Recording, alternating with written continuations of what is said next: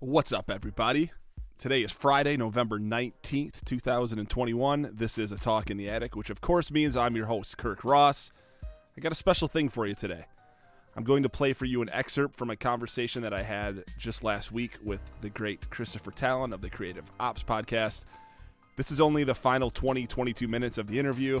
It's a really good standalone interview. I think this is one of the first times you're going to hear me, your host, being interviewed. And Chris and I dive in a little bit into the process of writing A Talk in the Attic and some of the lessons that I've learned, and hopefully you can hear what we're talking about and apply it to your own life. I'm sure there's a way for you to do that. I have some good episodes coming up. Some of you already know that our little beloved pug Nunzio escaped on Monday. He was gone for 22 hours before we found him. We did find him.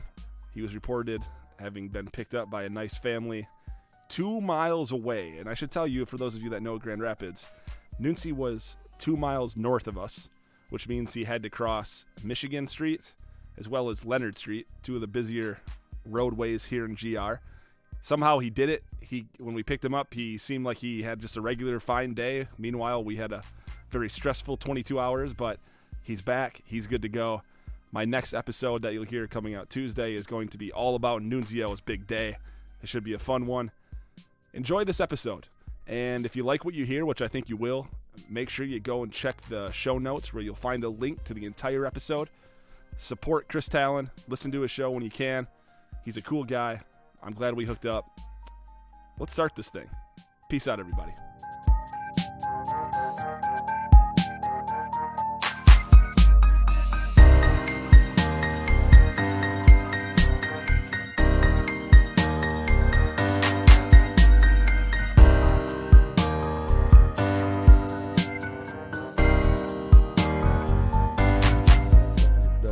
Yeah, the big question, I guess the storyline, the instruction I have for you is pick something. You don't spend a bunch of time pretending like you're researching which program to get or which platform to use if you want to be a podcaster or what have you. That's just a bunch of excuses in the way. Yeah. Pick one. They're all the fucking same. I use Buzzsprout. It's dope. Anchor is fine for people.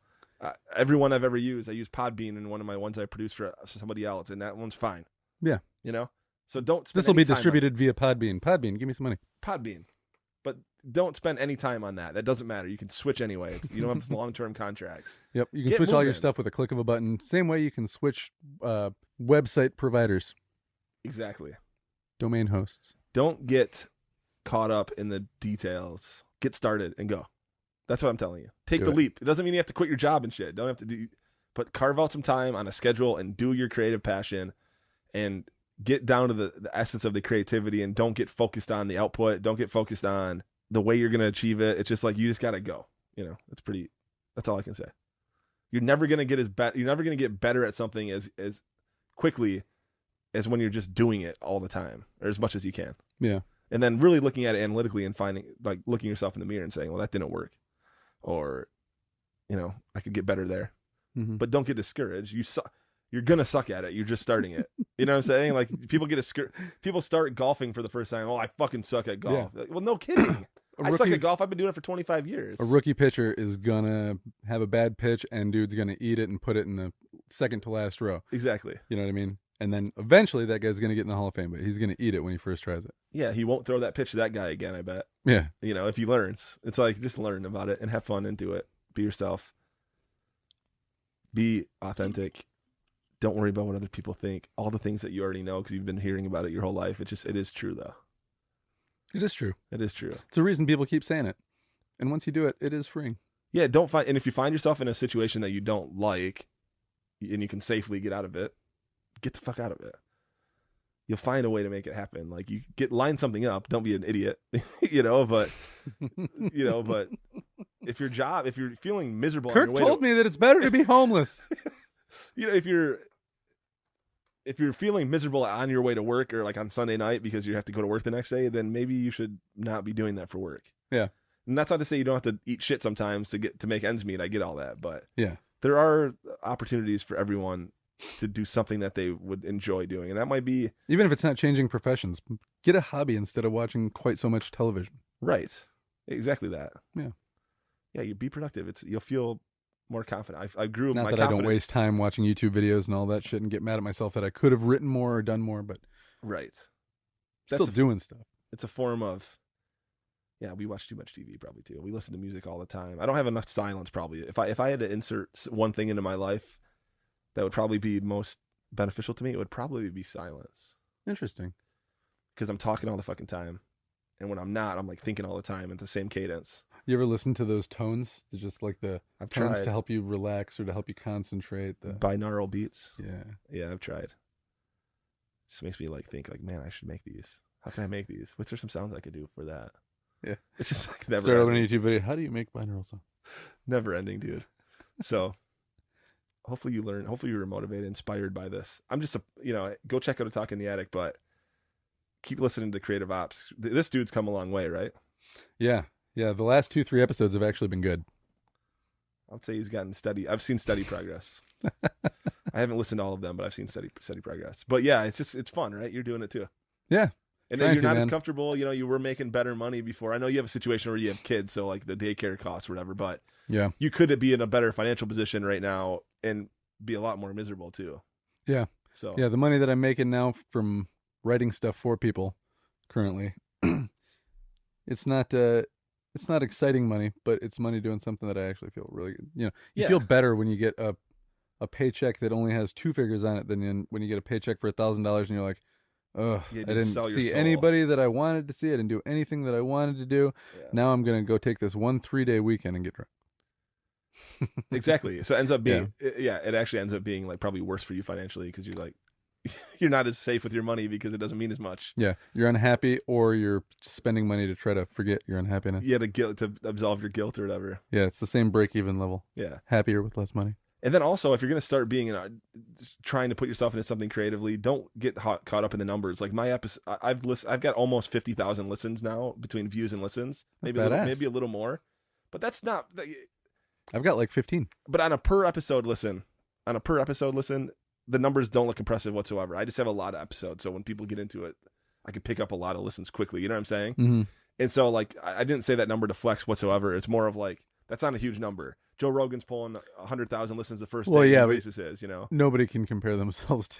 But people do though. No, this is the problem though. People Yeah. think they're going to start painting online and they're instantly going to have 20,000 followers. Don't I've worry seen about a that lot of shit. people in the local podcast community do like anywhere from like 3 to a dozen shows and then just nah. Yeah, because they think it's going to come come fast. I've been specializing in that for 30 years.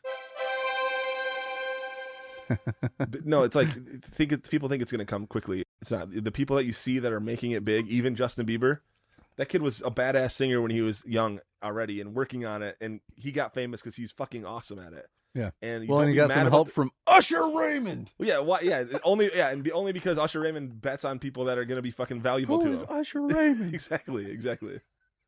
You know what I'm saying though?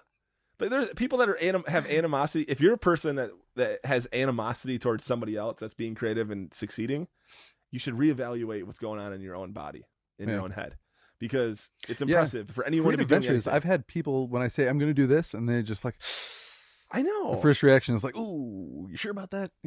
Yeah, it's like there's something it's good for your soul to be putting out creative stuff. It is. There's a reason why every culture in the world likes music.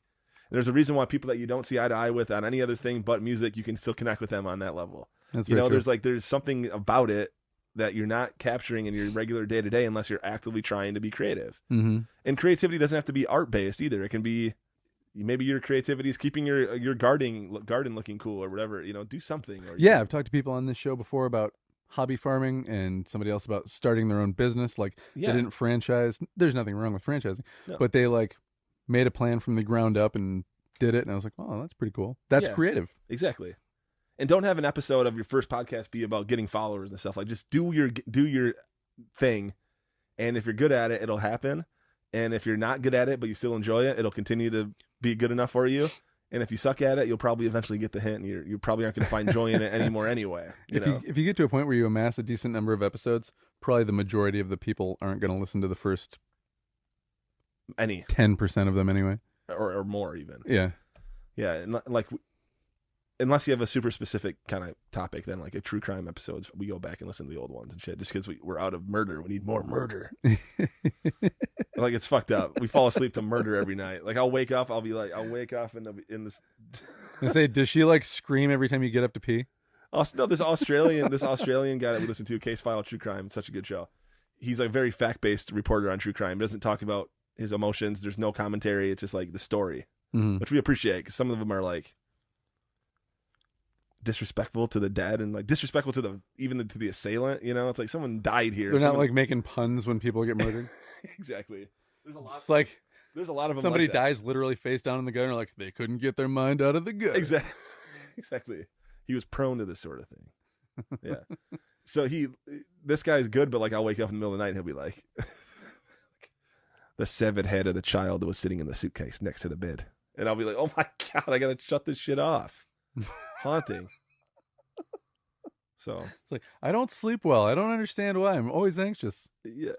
There's a lesson there too. It goes along with the same thing. It's like, if you're watching a bunch of negative shit and reading Facebook and it's always fighting and stuff, like that's going to carry, you're going to be that person now. Well, it's the same way with like the food that you eat is going to, in large part, determine how you feel and how you look. Same way with if people are just like, you know, I won't name names, but one and or both of my parents watch a lot of television news. I think just one of them more than the other. And they're constantly pissed off about stuff. And I was like, find something else. The only difference between society back in 1970, when they're thinking back to the golden ages or whatever, and now is that you only used to watch the news for like a half an hour and it was on big stories because there was only a half an hour to get it all in. Yeah. Now you're sitting around watch the news, everything. Figure out what happened in the world, and then Letterman came on. Or, well, Carson, whoever. Right. Yeah. And I need to impose limits on my social media consumption because I use it for podcasts. Like I use it to get the message out on my show and all that. So like, are you easier to get a hold of on your phone or through your Instagram? That's tough. It depends on the situation. If I'm in work mode, through my phone. Yeah. But if I'm like being lazy, you know, or at night or something, probably Facebook or Instagram. Just because I'm in there, I'm moderating some stuff and like I'm doing some. So I have one friend that I almost don't even call him anymore. I just like Instagram message him. I feel like, dude, it's all just consumption, you know, like in a different way. At least it's like not as wasteful consumption as what I was talking about earlier. But like this consumption just gets old. You get that Motenai feeling that we were talking about, you know, and like I feel like I couldn't do enough podcasts to ever give back the amount that I've consumed because I've consumed my whole life. We all do. It's a part of life. And so 150 episodes sounds like a lot, but 1,000 is going to sound like more. I'm never going to fucking stop. You know, it's like, because I feel like I want to do it. It's like almost an homage to the people that influence me, whether it's my friends or my coaches or people like Mark Rebier and Norm Macdonald and Mitch Hedberg. I owe it to them or something to try. Yeah, I guess. And yourself. Yeah, of course. Well, that's at the end of it. That's the root of it. It's like I'm feeling like myself again. You know, like I feel like a kid because I'm acting like a kid too. Yeah, sometimes you're living your truth. Like the thing I read about, you know, if you're a creative person and somebody asks you what you do, don't be like, oh, I'm an accountant. Tell them what you like actually enjoy doing. And that I was like, I'm going to try that. And I started saying, oh, I'm a writer. And I would tell people that.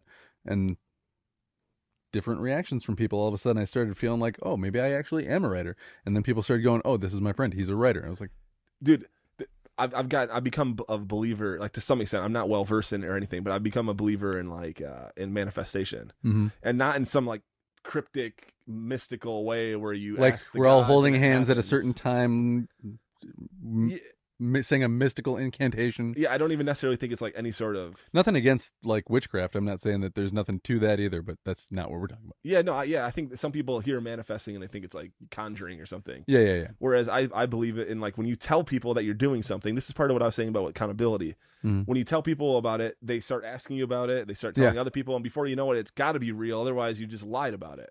You know. And so like that's there's some projects that I'm working on now with some people, some bigger name people that I'm trying to attract to my production, and I've been telling people about it, you know, and not because I'm trying to trick the universe into making it happen or anything like that, but just because I know that the only way to make it happen is to put energy into it. Yeah. And one of the best ways to put energy into it is share it with other people.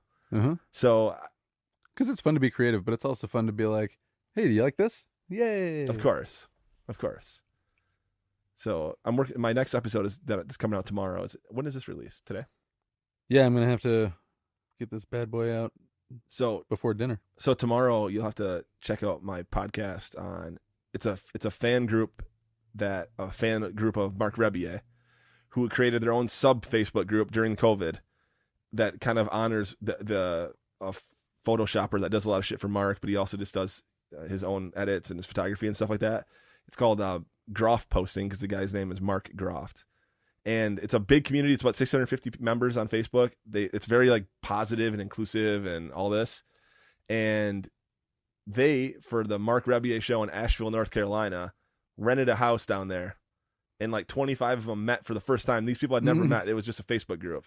During a time when Facebook was like the most divisive place in the world, by the way. Right. Where like people were giving up on it and shit. Meanwhile, I was seeing this. They're having Senate hearings to figure out how the election may have been influenced, all using these tools. And by the way, there are a bunch of nefarious things going on through Facebook intentionally. But there's also, if you look for it and you make your community happen, you can create a positive place too. If you moderate it and like, well, if you're a passive user or like an intentional user, I'm here for this specifically. Or if you're like, I'm just here because everybody else is. What's that? Yeah, you can. But even for those people, you can find positive communities out there. Yeah. But don't engage in the bullshit. I used to get mad when people would talk shit to me, but I would talk shit back to them. So like, don't start fights on Facebook and then be mad when people are back at you. So like, just don't engage in that shit. Engage in the stuff that you want. Surround yourself in the stuff that you want to be. You suck, Kirk. Yeah. Okay. And so this is what. So as the Trump Biden election was heating up and all this QAnon shit and all the bullshit on all sides of it, like, I hated going to Facebook except for the Mark Rebier fan group, which I now moderate, and the Groff posting thing, which I met through Mark Rebier's group. And those were places that meanwhile, like it was like juxtaposition, all this bullshit fighting with everyone. But then like, okay, I saw like you can create what you want to. And the fact that led to them all getting together, 25 of them at a house. And it's a documentary kind of about that. They did some self interviews at that thing for me. So I'm piecing it all together. So it's kind of a storyline about how social media can be a positive place. If you work at it and you are intentional about it, just like anything. Yeah. And it's kind of like a human interest story on that. But I got but this is the big news for me.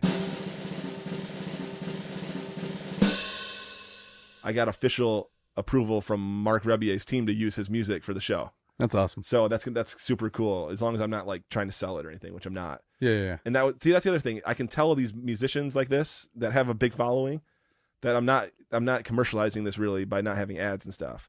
So they're more prone to let small time podcasts use their shit if you're acting that way. Interesting. Because I'm not trying to piggyback Mark. Yeah. But his music is the backdrop of this whole movement that I'm talking about. So it wouldn't have made sense very much if I couldn't have used it, Yeah. So, and part of me sometimes used to take the better to ask for forgiveness than permission vibe. And sometimes I still believe that on certain things, but someone that I'm so intimately like following and like interested in his success as Mark, I didn't want to like do that. Yeah. Because if that fucked up some opportunity to work with him in the future or something, it was like, so I asked and it took a couple weeks and they got back to me and said, go, it's a go. Sweet. So that's exciting. So check it out. Check that out and then check out all the other ones too. It's called Greetings from Asheville. Your interviews with biblical characters are good. The keep coughing. The Bicycle Day one is fantastic. I love that one. I mean, it's special to me too. I think just because it was the first one I heard and I was like, "Whoa, cool!" Yeah, set the bar high. My friend died. I had a friend and a cousin die right after that one. Ooh. And like that, I kind of got. I didn't know about your cousin too. I'm sorry to hear that. Yeah, I got in a rut. Like my friend overdosed, and my cousin died of COVID of all things. He's a healthy guy, and those happened kind of back to back. So the show shortly after Bicycle Day kind of went in like a rut a little bit because I personally was down there. Yeah, and I was still putting stuff out, but a lot of it was just kind of me like blubbering over my friend, or so I feel like I'm back to myself again. Well, it wasn't blubbering; it was paying tribute. It was tribute, but it's still like I could looking back on that, I was like, it's not what I would want to represent as the show necessarily. Although the show is what you see, what you get kind of thing. There's no bullshit in it. So I appreciate that you like that episode. But yeah, they're fun. Check them out. Lowercase letters, smaller shows, big case. And you're a better interviewer than I am too. I gotta admit. You've gotten good though. I feel like, right? I mean, it's like you have to practice that stuff, people. Yeah. You never interviewed before, and now you have. So before the podcast, I've never had a conversation go longer than 3 minutes. So people generally just like avoid you at places. Well, like we were talking about, you can tell when you're talking and someone's just not engaged. That was like most of my life. So you should start a podcast. Your inability to lose a crowd is fascinating. Yeah. We're going to give you a podcast with 10,000 followers and see how long it takes you to get it to 0. How quickly can you get this bad boy to a grinding, screeching halt? Yeah. Yeah, I've lost 97% of my listenership in just the first 2 weeks. Brewster's Millions, remember that show? Yeah. He had to spend $1 million, but what was the stipulations on that? He had to spend $1 million a day, and if he didn't, he had to give it all back or something. He had to spend $1 million, but he couldn't keep anything that he spent. Like, yeah, I think you're right. It couldn't be investments and stuff. You had to buy like material things too. Yeah. Richard Pryor's great. Great show. Great show. Okay. Chris, this is the third interaction we've had for our podcast mutually, so I appreciate you giving me a spotlight. You've written about things about it. I appreciate that a lot. I think you're an awesome writer. I think you're funny as hell. Oh, thanks, buddy. Keep doing what you're doing, and we should check back every year and see what's up. And of course, we're gonna do a joint project too. Yeah, Trophy Husbands. I think we should. I do too. I think we should. It can be a semi-regular thing, you know.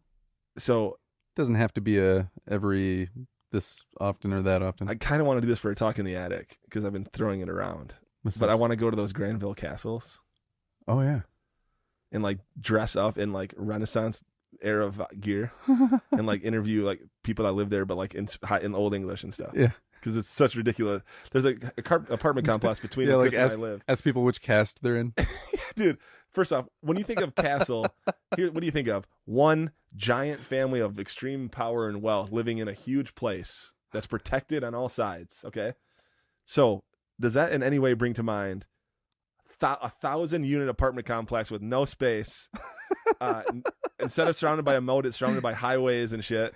And it looks like a castle, but it's like prefab concrete with like steel roof. It does kind of look like it isn't quite finished, but maybe as it ages, like I'm not going to give it any. I don't think the place deserves. You don't want to give it the benefit of the doubt. No offense to the people living there. You know, it's a very royal decision you've made. But to the guy that invented that place, he you can tell is a fucked up guy who always wanted to have a castle because he has like an inferiority complex, and now he's built the shittiest fucking castle in the world, literally in the world. And people, there's a guy a girl blogging about it that lives there, and I don't know if it's kept going, but during COVID she started it, and it was like she just shared her horrible experiences from the Granville Castle apartments. People, the last one I saw is people were just straight up parking their motorcycles, like their crotch rockets, in the indoor hallway. It's like an indoor entrance kind of place. So like their shoes would be out there, and like their motorcycles leaning against the drywall right next to their door. You gotta like sneak around the motorcycles. What about that screams royal to you, or majestic, or castle-ish? It's like a bunch of servants from the castle. It's like living in the servants' quarters of the castle. Do you know what I'm saying? Yeah, I don't know, man. Say what you will about it, how it looks, all those things. The hardest part for me is that there is nothing even remotely close to the size of it for probably 15 miles. It's out of context. It's a skyscraper. It's like 15 stories tall castle with like turrets and shit. And right next to it, there's like a place that sells chainsaws and a breakfast restaurant. Eggs Benedict. A muffler place. It's like, why is this here? It's just, I don't even want to trash the guy because at least he made his dream happen. But what a weird dream. And I mean, holy shit! If you can build one of the biggest castles in the world, again, I don't believe it's a castle in a suburb next to a highway on a spot that used to be a trailer park, then you can probably do just about anything. You can if you manage to put your mind to that and actually get other people to buy into that. Then God, what could you do with a good idea? You know, what could you do with it? Just the possibilities are endless. I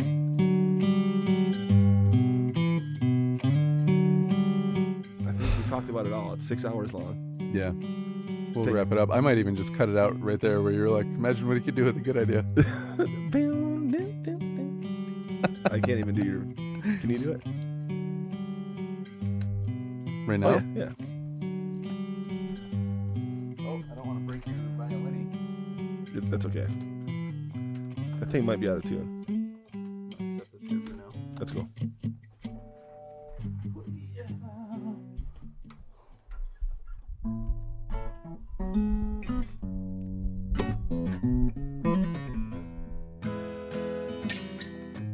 Ooh, I missed it.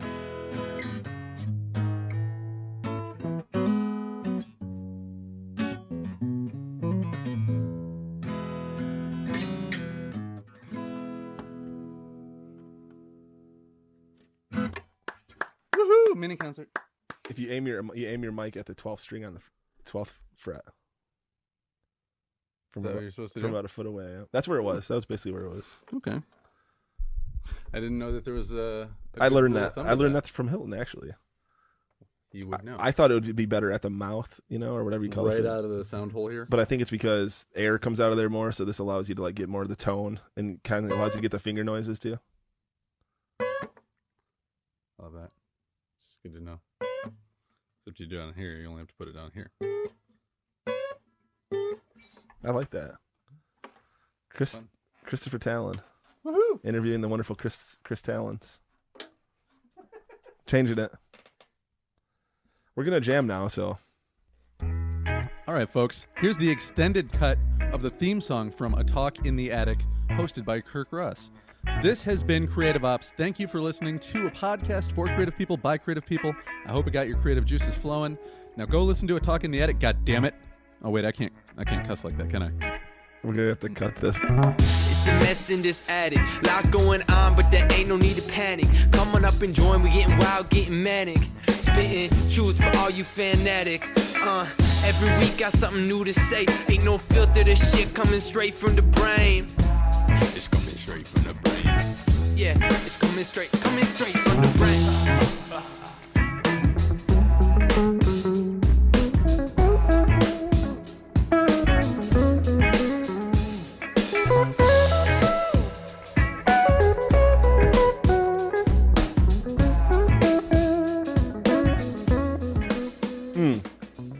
The dripping tomato is definitely something I hadn't considered.